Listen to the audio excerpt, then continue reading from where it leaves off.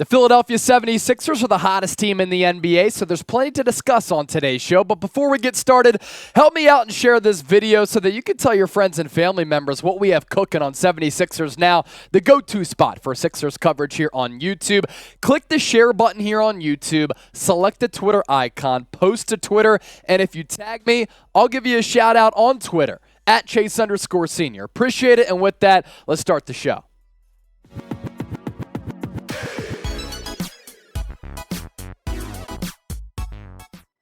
All right, welcome in. This is Philadelphia 76ers Now. Hope all of you out there are having a fantastic Monday.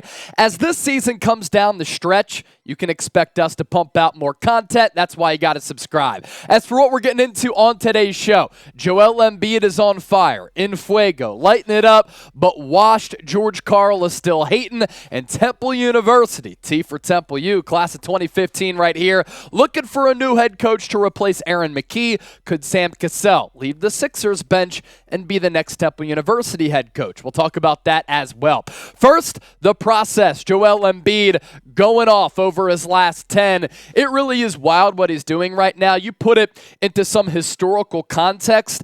This is the hottest run that we've ever seen from an individual in the history of this franchise. No player has averaged this amount of points, 36.1, since really Allen Iverson. And now Joel Embiid up there with AI for this spurt, up there with Wilt Chamberlain, and he's got it going on. And right now, he looks to be the most dominant and the best player in the NBA. The Joker, you got nothing on Joel Embiid right now.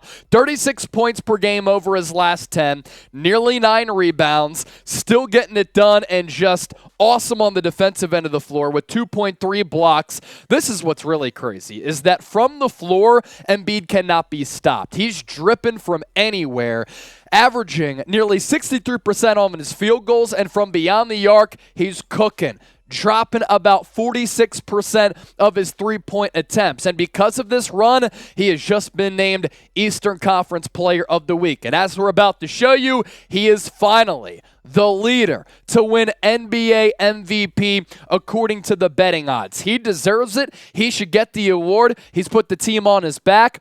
2 previous seasons, he's been runner-up to Nikola Jokic and MVP. It can't happen for a third season. And finally, people are taking note of what Embiid is doing, except for George Karl. Somehow, he's been out of the NBA circle for a little while, but I guess he's trying to still be relevant. The former Nuggets head coach, he coached at a couple of different organizations, still not buying into what Embiid is doing. And the fact that Joel Embiid is still getting disrespected and discounted in the NBA MVP voting, it is mind-blowing. My take on this, Embiid is putting the entire franchise on his back with a historic season. This is a Sixers team that is just racing up the Eastern Conference standings. They won 8 games in a row, hottest team in the NBA. They're knocking on the doorstep from overtaking the Boston Celtics, and Joel Embiid is at the center of that charge. But it won't matter if the Sixers don't thrive in the playoffs. That's really what it comes down to. But this award is a regular season award, not a playoff award. But for Embiid's legacy, needs to get past that second round hurdle. You look at the Sixers' past playoff results. Yes, it's been very frustrating. This is an organization, as we know, that has not made it past the second round of the NBA playoffs since 2001, when Allen Iverson won MVP. So if AI won that year and the Sixers made it to the NBA Finals, and Embiid wins MVP this year, can we finally talking about an Eastern Conference bound Sixers team? It has been frustrating with all of these results here on your screen. A lot of second round losses, 3 in the last 5 years, the other 2 coming in the first round. And for Philly, this is all that matters right now. I understand that I'm a big advocate for Embiid finally getting that hardware. He deserves to have that award on his mantle, but it's the playoff success or lack thereof that a lot of people are going to remember. And you look at the NBA MVP odds. So long, Nikola. Joel Embiid leading the charge, -115. The Joker in second place there.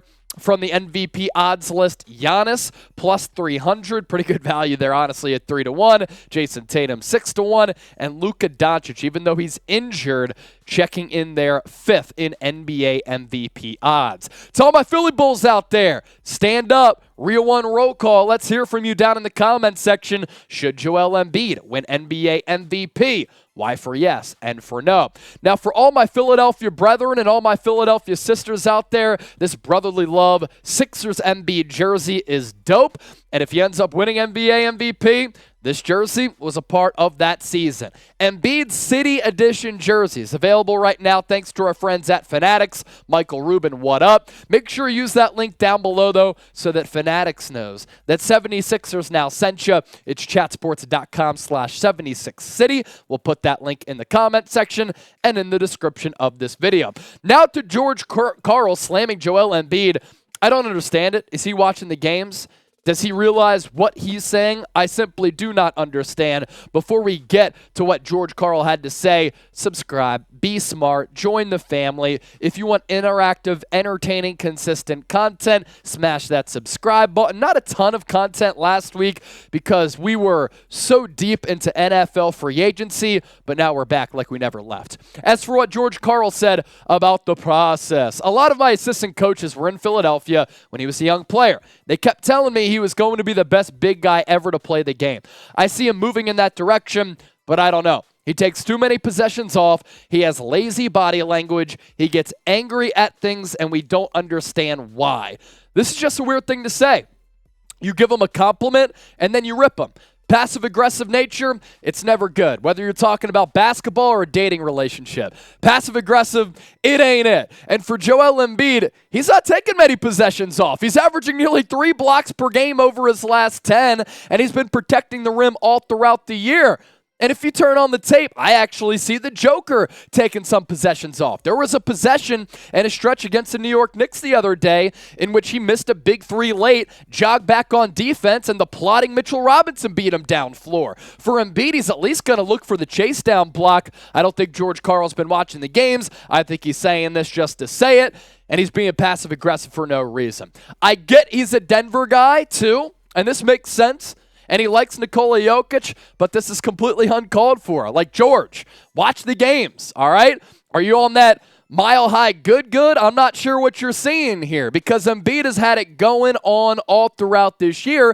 And unlike your homie, the Joker, up in the mile-high city, Embiid is thriving and flourishing on the defensive end and changing games there when he's got it going on offensively, or even when he's not cooking offensively. This is coming from a guy who never won an NBA championship, had a lot of really good teams, but I think he just wants the Joker to win a 3rd straight. But everybody out there, or at least the real ones, agree with me in saying it just gets too old when the same player wins MVP 3 times, especially on that 3rd go-around when he doesn't deserve it, and another guy does. Embiid for MVP. Let's ride. Do you agree with George Karl? If you go A for agree, I might call you something that begins with an A. D for disagree. That's what I'm going to put down in the comment section.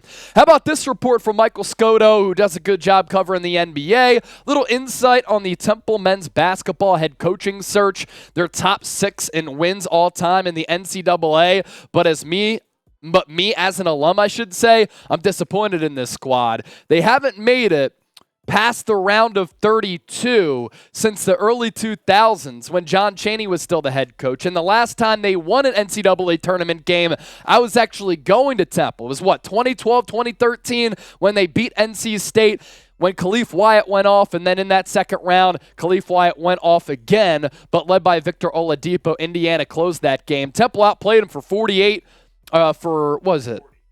minutes? For almost the entire game. Speaking of Temple, I failed elementary algebra at Temple, so there you go. But Michael Scotto saying that Sam Cassell has drawn interest from Temple University for its head coaching job. Hoops Hype has learned at this time, however, Cassell is focused on helping the Sixers compete for an NBA championship. He's interviewed for NBA head coaching jobs in the past and is in his 14th season as an assistant head coach. As I got my thoughts together, Temple in that game outplayed Indiana for 38 minutes. And then the last 2, that's when Oladipo and Indiana handed Fran Dunphy another second-round loss. Losing Cassell would be a big loss. He's done a great job with his development of a couple of guards with this team. I think that if Doc Rivers were to get fired, if the Sixers didn't make it past the second round of the NBA playoffs, Sam Cassell would be an ideal candidate to at least interview, maybe bring in. I think that he is head coach worthy in this league, just hasn't had his shot. Him as a Temple University head coach, pretty interesting. Maybe you can get some guards from, the Philadelphia, tri-state area, and you can keep some of these premium talents home, and they're not going elsewhere to a place like Villanova on the main line, which isn't even a Philadelphia school. So for Tyrese Maxey, I know that he would miss him. He's heavily developed his craft under the tutelage from Sam Cassell, and his development has taken strides because of that. All right, show some love to Sam Cassell. If you want the Sixers to keep him, type me down in the comment section. Do not forget to subscribe. It's youtube.com/@76erstv. Thanks for watching the show. Don't mind my awful math because I'm always awful at math, but we hope you enjoyed the show.